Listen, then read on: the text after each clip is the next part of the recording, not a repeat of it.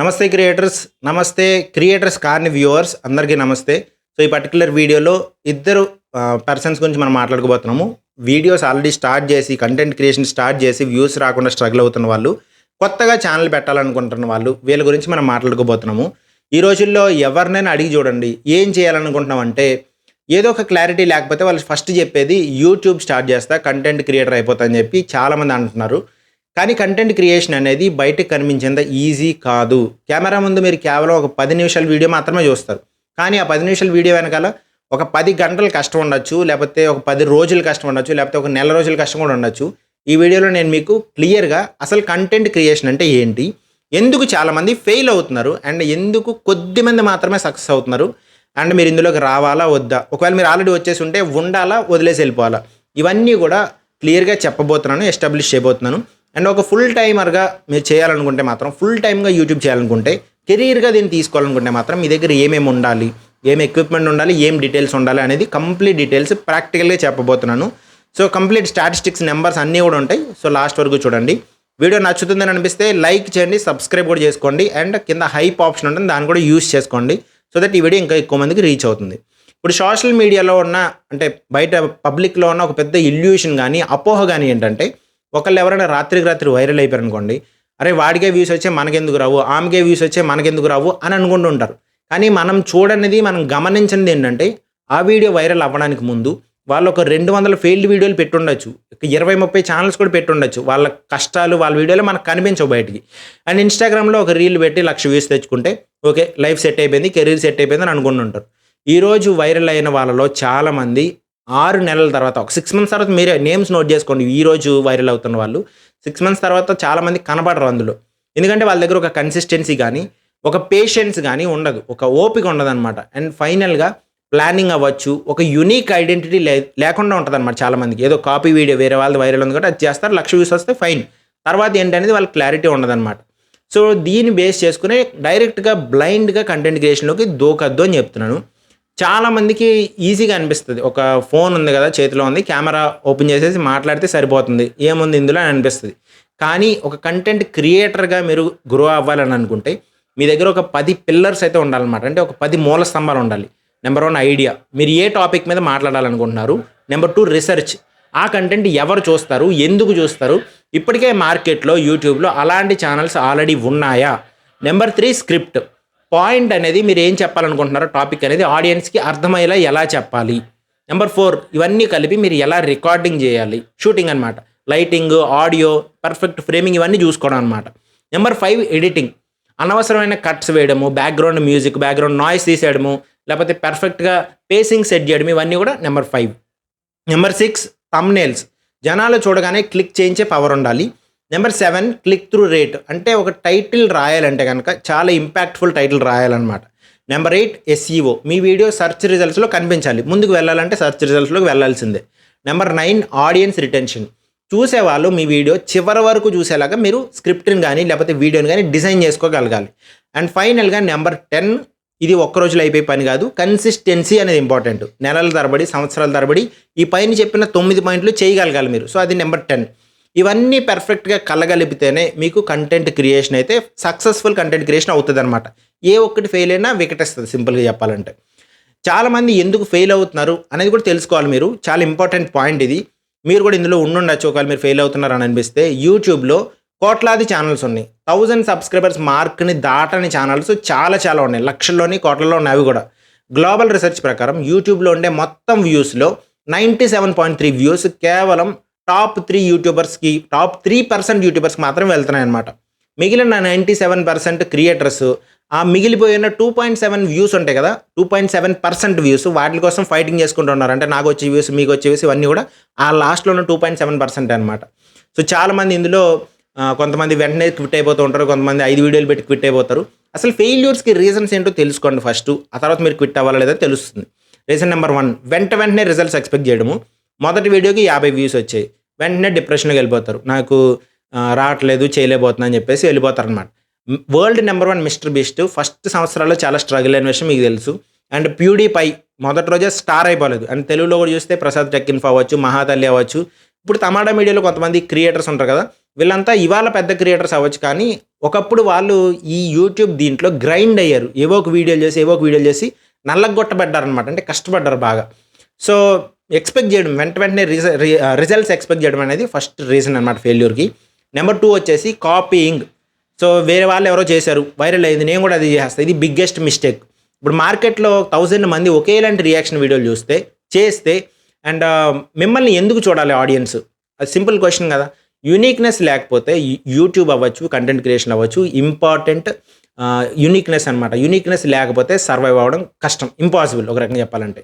Number 3 trends మీద depend అయిపోవడం. మీరు ఒక ట్రెండ్ ఏదో జరిగింది బయట, టాపిక్ మీద మాట్లాడేశారు, ట్రెండ్ అయిపోయింది. ఆ ఒక్క ట్రెండ్ మీద మీరు కెరీర్ బిల్డ్ చేయలేరు. ఆ ట్రెండ్ అనేది రేపటికి డెడ్ అయిపోవచ్చు. సో, మీరు యూనిక్‌గా మీ అంతట మీరు ఒక కంటెంట్ స్టార్ట్ చేసుకుంటూ వెళ్ళాలి. సో, ఈ ట్రెండ్ మీద డిపెండ్ అయ్యి వ్యూస్ చేసుకుంటూ చాలామంది మాయమైపోయిన వాళ్ళు కూడా చాలామంది ఉన్నారు. మీకు తెలిసిన విషయమే అది. నెంబర్ 4 చాలామంది ఎక్విప్‌మెంట్ లేకపోవడం అనుకుంటారు, కానీ స్కిల్ లేకపోవడం అనమాట. సో, నా దగ్గర కెమెరా లేదు అందుకే గ్రో అవ్వట్లేదు అని అనుకుంటూ ఉంటారు. కానీ మంచి స్టోరీ టెల్లింగ్ ఉంటే, బాగా ఎక్స్‌ప్లెయిన్ చేయగలిగితే నార్మల్ ఫోన్‌తో కూడా గ్రో అవ్వచ్చు.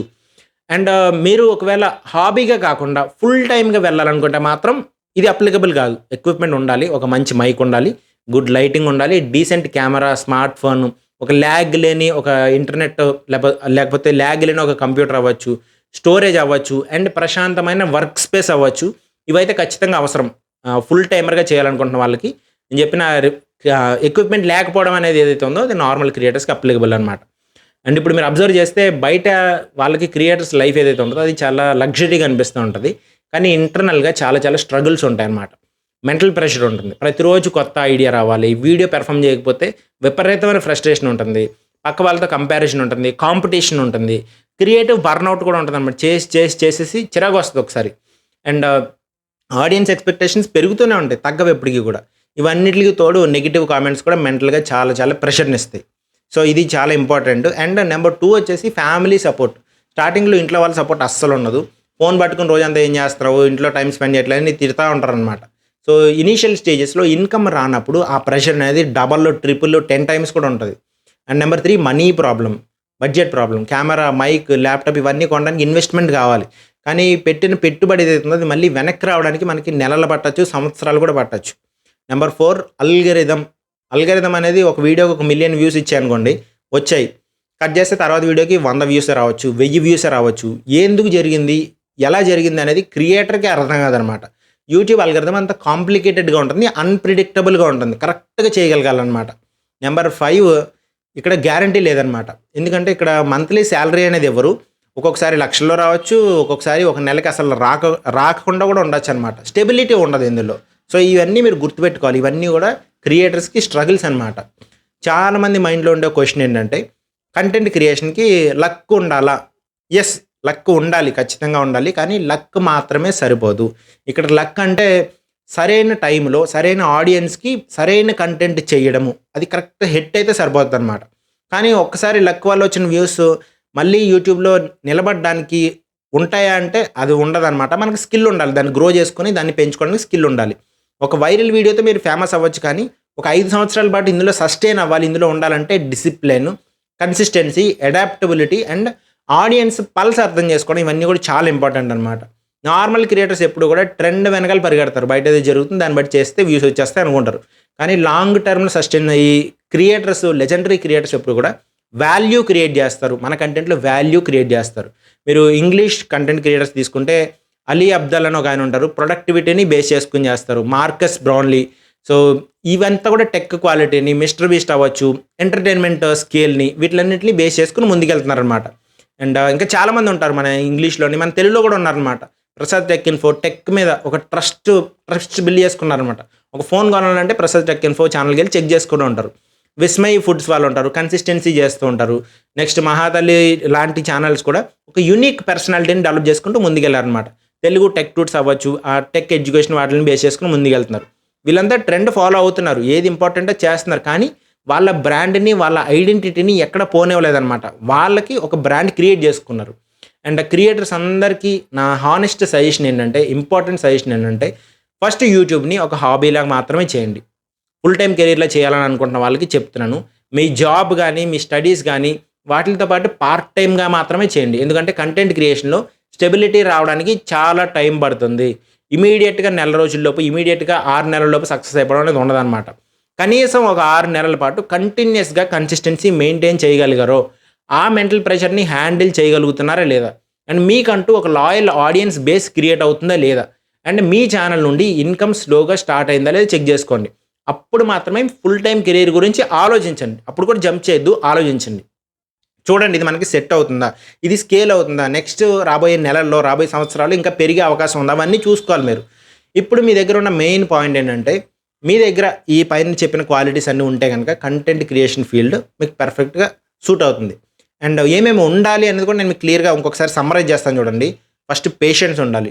నెలల తరబడి రిజల్ట్స్ రాకపోయినా, రిజల్ట్స్ లేకపోయినా, వ్యూస్ లేకపోయినా వదలకుండా కంటిన్యూ చేసేంత ఓపిక ఉండాలి. చాలామంది ఇక్కడే ఫెయిల్ అవుతూ ఉంటారు అనమాట. వ్యూస్ రావట్లేదు అని చెప్పి నాలాంటి టెక్ ఛానల్స్ మీద డిపెండ్ అయిపోతూ ఉంటారు. సో అది తప్పు.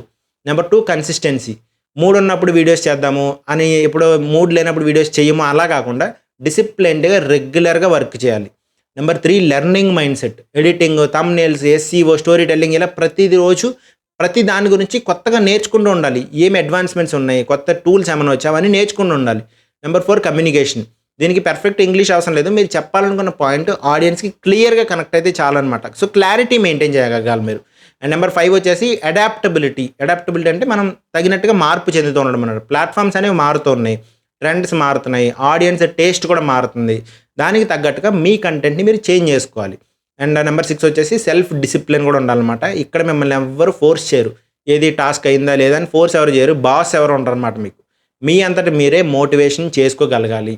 ఈ క్వాలిటీస్ అన్నీ మీకు ఉంటే కనుక మీరు ఖచ్చితంగా మీరు స్టార్ట్ చేయొచ్చు, ముందుకెళ్ళచ్చు. అండ్ ఫైనల్గా ఒకటే చెప్తున్నాను, కంటెంట్ క్రియేషన్ అనేది కేవలం బయటికి కనిపించే గ్లామర్ మాత్రమే కాదు. ఇది ప్రెషరు, ఇది uncertainty, hard work, patience, creativity ఇవన్నీ కలిపిన ఒక పెద్ద యుద్ధం లాంటిది, ఒక పెద్ద వార్ లాంటిది అనమాట. కేవలం ఫేమ్ కోసం, డబ్బుల కోసం వస్తే వెంటనే క్విట్ అయిపోతారు. కానీ మీకు నిజంగా కొత్తగా క్రియేట్ చేయడం ఇష్టమైతే కనుక, జనాలకి మీ కంటెంట్ ద్వారా వాల్యూ ఇవ్వడం ఇష్టమైతే కనుక, సంవత్సరాల తరబడి గ్రైండ్ అవ్వడానికి, నల్లగొట్టబడడానికి మీరు రెడీగా ఉంటే కనుక ఈ ఫీల్డ్ని మీ లైఫ్లో ఒక లైఫ్ చేంజింగ్ పాయింట్ కింద మార్చుకోవచ్చు అనమాట. అందుకే మాస్గా బ్లైండ్గా స్టార్ట్ చేయొద్దు. ముందు సిస్టమ్ని అర్థం చేసుకోండి, తర్వాత కన్సిస్టెన్సీతో బిల్డ్ చేయండి. అప్పుడు మాత్రమే మీరు కేవలం ఏదో ఒక క్రియేటర్ మాత్రమే ఎవరు, ఒక పెద్ద బ్రాండ్గా ఎదుగుతారనమాట. ఈ వీడియో మీకు యూస్ఫుల్ అనిపిస్తే వెంటనే లైక్ చేయండి, మీ ఫ్రెండ్స్కి షేర్ చేయండి. అండ్ మీరు కూడా కంటెంట్ క్రియేషన్ ఉంటే కనుక, మీరు స్టార్ట్ చేసి ఉంటే కనుక మీకున్న స్ట్రగుల్స్ ఏంటి అనేది ఏకీభవిస్తున్నారా లేదా అనేది కింద కామెంట్ సెక్షన్లో మెన్షన్ చేయండి. ఒకవేళ ఎస్ ఇది కొంచెం కష్టంతో కూడుకున్నదే అని అనిపిస్తే కనుక ఎస్ ఇది టఫ్ అని చెప్పి కామెంట్ చేయండి. నెక్స్ట్ వీడియోలో కలుద్దాము. మీరు కూడా గ్రో అవ్వాలి, నేను కూడా గ్రో అవ్వాలి, అందరం కలిసి గ్రో అవ్వడానికి చెప్తున్నాను.